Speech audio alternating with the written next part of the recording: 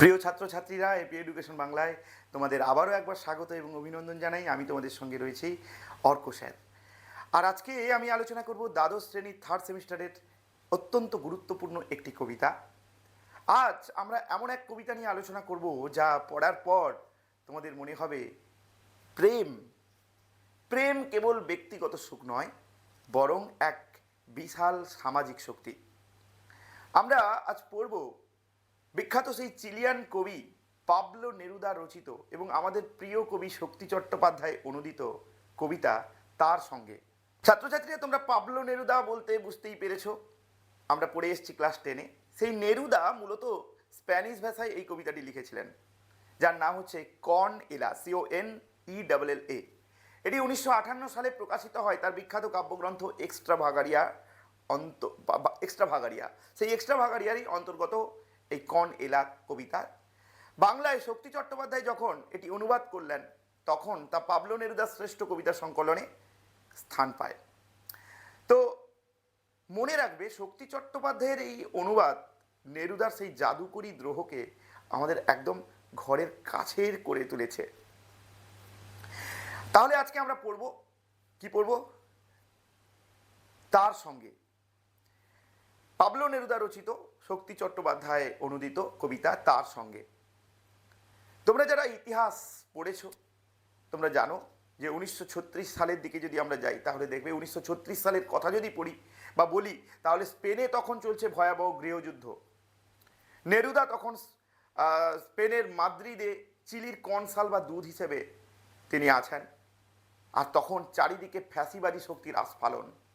ফ্যাসিবাদ মানে এমন এক বিচারহীনতার রাজত্ব যেখানে গায়ের জোরে মানুষের কণ্ঠরোধ করা হয়।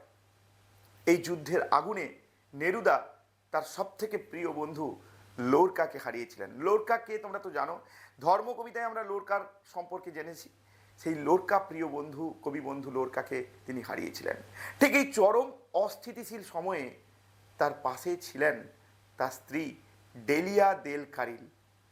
ডেলিয়া তখন সন্তান সম্ভবা। বাইরে যুদ্ধের রক্তের স্রোত বইছে, আর ঘরের ভেতরে এক নতুন প্রাণের প্রতীক্ষা। এই চরম অনিশ্চয়তার মুহূর্তে কবি ডেলিয়াকে তার সহযোদ্ধা বা জুড়ি হিসেবে হাতটা শক্ত করে ধরতে বলেছেন। তোমাদের জানিয়ে রাখি, নেরুদা এবং তার স্ত্রী দুজনেই হচ্ছে মার্ক্সবাদী এবং কমিউনিস্ট চিন্তাধারার আদর্শে তারা উদ্বুদ্ধ, এবং প্রত্যক্ষভাবে তারা লড়াইও সামিল হয়েছিলেন এই ফ্যাসিবাদের বিরুদ্ধে। তাদের লড়াই। ডেলিয়া হচ্ছে মাদ্রিদেরই মেয়ে, আর চিলি থেকে যখন মাদ্রিদে এলেন কনসাল হিসেবে নেরুদা, তখন দুজনের মধ্যে এই বিদ্রোহ মনোভাব এবং ফ্যাসিবাদ শক্তির বিরুদ্ধে লড়াই, এই দুটো মানসিকতা থেকে এবং একে অপরের প্রতি ভালোবাসা থেকে তাদের প্রেম জন্মায় এবং সেখানেই তারা বিবাহ করেন। তো সেই সময় থেকে তারা একই যুদ্ধের লড়াইয়ে তারা সামিল হয়েছে। আর এই সংকটময় পরিস্থিতি, এই যে এই যুদ্ধবিধ্বস্ত পরিস্থিতিতে সে তার স্ত্রী ডেলিয়ার হাতটি ধরতে চায়। কবিতার প্রথম লাইনে বলছে, সময়টা খুব সুবিধের না, আমার জন্য অপেক্ষা করো, দুজনে মিলে খুব সমঝে একে পার করতে হবে। দেখো, প্রথমে বলছে সময়টা খুব সুবিধের নয়। ছাত্রছাত্রীরা, কবি শুরুতেই স্বীকার করে নিচ্ছেন সময়টা সুবিধের নয়। কোন সময়? এই যুদ্ধবিধ্বস্ত পরিস্থিতির সময়টাকে বোঝানো হয়েছে। এই অসুবিধে কিসের? এই অসুবিধে হলো মৃত্যুর। যুদ্ধের ফলে, যুদ্ধের করাল গ্রাসে এবং ফ্যাসিবাদী শক্তির আস্ফালনে মৃত্যুর বন্যা বইছে। কিন্তু কবি ভেঙে পড়ছেন না। তিনি বলছেন খুব সমঝে। এই শব্দটা খুব দামি। এর অর্থ হলো অত্যন্ত সচেতনভাবে পা ফেলতে হবে, আবেগে ভেসে গিয়ে নয়, বরং বুদ্ধিমত্তা দিয়ে এই অন্ধকার সময়টা অতিক্রম করতে হবে। তার স্ত্রী ডেলিয়াকে তার আবেদন যে আমাদের এই সময় সমঝে চলতে হবে। পরের লাইনে বলছে, তুমি তোমার ওই ছোট্ট দুটি হাত আমার হাতে রাখো, কষ্টে সৃষ্টেও উঠে দাঁড়াবো, ব্যাপারটা বুঝবো, আহ্লাদ করব। এখানে ছোট্ট দুটি হাত বলতে কবি ডেলিয়া, তার স্ত্রী ডেলিয়া এবং তার তাদের অনাগত সন্তানের প্রতি অগাধ আশ্রয়ের কথা বলেছেন। প্রিয়জনের হাতের স্পর্শে এক অদ্ভুত জাদুকরী শক্তি থাকে। কবি বিশ্বাস করেন যতই বিপদ আসুক, এই হাত দুটি ধরে তিনি আবার উঠে দাঁড়াবেন বা তারা আবার উঠে দাঁড়াবেন এবং একদিন জয়ের আনন্দে আহ্লাদ করবেন। তো এরকমই এক যুদ্ধের কঠিন পরিস্থিতিতে কবি লড়াইয়ের পথে এগিয়ে যেতে চান, চুপ করে ঘরে বসে থাকতে চান না। তাই তারা দুজনেই স্বামী স্ত্রী একসাথে একই পথে লড়তে চায়। পরের লাইন, আমার আবার সেরকম এক জুড়ি যার স্থানে অস্থানে বেঁচে পড়তে এসেছে, পাথরে ফাটলেও যাদের বাসা বানাতে আটকায়নি। তো এখানে জুড়ি, জুড়ি মানে কি? জুড়ি মানে কেবল জীবন সঙ্গী নয় বা প্রেমিকা নয়, বরং এক বিপ্লবী জীবন সঙ্গিনী। ডেলিয়া হচ্ছে কবির সেই বিপ্লবী জীবন সঙ্গিনী। কবি একটা চমৎকার উদাহরণ দিয়েছেন, দেখো। তোমরা হয়তো দেখেছো যে বিশাল রুক্ষ পাথরের ফাটলেও অনেক সময় ছোট ঘাস বা চারা গাছ জন্মায়, অনেক সময় বড় গাছও জন্মায়। ডেলিয়া ঠিক তেমনই, প্রতিকূল পাথুরে পরিবেশে লড়াই করে টিকে থাকাই হলো তার চরিত্র। নেরুদা বলছেন, তার ডেলিয়া কোনো বিলাসিতার জন্য নয়, বরং লড়াইয়ের জন্য তৈরি। শুধু ডেলিয়া নয়, কবিও। কবি এবং ডেলিয়া তার স্ত্রী একসাথে লড়াই করবে, যত প্রতিকূল পরিস্থিতি আসুক, পাথরের ফাটলের মতো পরিস্থিতি এলেও তারা কিন্তু একসাথে এগিয়ে যাবে। পরের লাইন দেখো, সময়টা মোটেও সুবিধের না, রোসো আমার জন্য দাঁড়াও, কাকে ঝুড়ি নাও, শাবল নাও, জুতো পরো, কাপড় চোপড় সঙ্গে নিয়ে নাও, যা পারো। রোসো, রোসো মানে থামো। এই স্তবকটি খুবই গুরুত্বপূর্ণ একটি স্তবক। কবি বলছেন, আর নিরাপদ ঘরে বসে থাকার সময় নেই, রোসো মানে ধৈর্য ধরো, প্রস্তুত হও। এই শাবল ও ঝুড়ি কি মাটি কাটার জন্য? যেটা বলেছে শাবল ও ঝুড়ি নাও, এটা মাটি কাটার জন্য নয়, আসলে এগুলো হচ্ছে রূপক।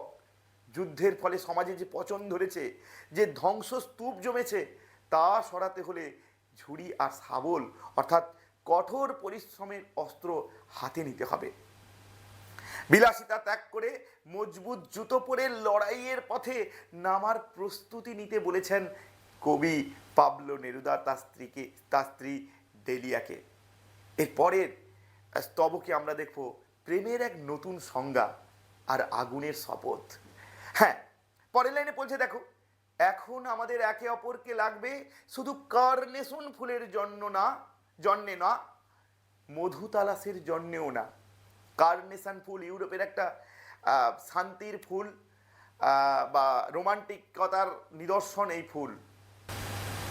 তো তোমরা যারা প্রেম মানে কেবল ফুল দেয়া বা মিষ্টির কথা বলা মনে করো, নেরুদা তাদের চোখ খুলে দিচ্ছে। কিভাবে? যে শান্তির সময়ে কার্নেশন ফুল বা মধু তালাস সাজে, মানে এই ভালো ফুল দিলাম, হ্যাঁ, ভালো কিছুর সময় এগুলো হয়, বা মধু তালাস মানে ভালো কিছু তল্লাশ বা সন্ধান করা। কিন্তু এখন যুদ্ধের বাজারে যখন চারিদিকে ছাই উঠছে, তখন কিন্তু প্রেমের সংজ্ঞা বদলে যায়। তখন প্রেম মানে একে অপরের ঢাল হয়ে দাঁড়ানো। এবারের লাইনে বলছে দেখো, আমাদের দুজনের হাতগুলো লাগবে ধুয়ে মুছে আগুন বানাবার জন্য। ধুয়ে মুছে আগুন বানাবার জন্য নেরুদা বলছেন, এখন আমাদের হাত কেন লাগবে না? আগুন বানানোর জন্য। এই আগুন হলো বিপ্লবের। অনৈতিক যে আবর্জনা বা ফ্যাসিবাদী জঞ্জাল সমাজকে গ্রাস করেছে, তাকে এই আগুনে ভস্মীভূত করতে হবে। আশা করি বুঝতে পারলে।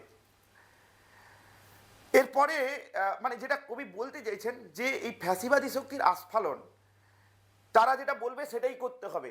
এই শক্তির বিরুদ্ধে লড়াই করতে গেলে সে এবং তার স্ত্রীকে বলেছে যে একসাথে একযোগে থাকতে হবে এবং আগুন হয়ে সব কিছু পুড়িয়ে দিতে হবে। এর পরের লাইনে বলছে, এই যে সুবিধের নয়, সময় মাথা যতই উঁচু করুক, আমরা আমাদের চার হাত চার চোখে একে যুঝবই। এই যে সময় মাথা যতই উঁচু করুক, এই সময় হচ্ছে ফ্যাসিবাদী শক্তির আস্ফালন। তাদের যা কিছু না করা, মানে তারা যা পারবে সেটাই করবে। কবিতার শেষে এক অজেয় শক্তির ঘোষণা করেছেন কবি। শত্রু বা সময় যতই মাথা চাড়া উঁচুক, এই শত্রু কারা? এই ফ্যাসিবাদী শক্তি। চারা দিক না কেন, কবি হাল ছাড়বেন না। এই চার হাত চার চোখ খুব গুরুত্বপূর্ণ একটা শব্দ বা খুব গুরুত্বপূর্ণ একটি বাক্য। এই 4 হাত হলো কবি এবং তার স্ত্রী ডেলিয়া, আর এই 4 চোখের মধ্যে লুকিয়ে আছে তাদের সেই অনাগত সন্তানের স্বপ্ন।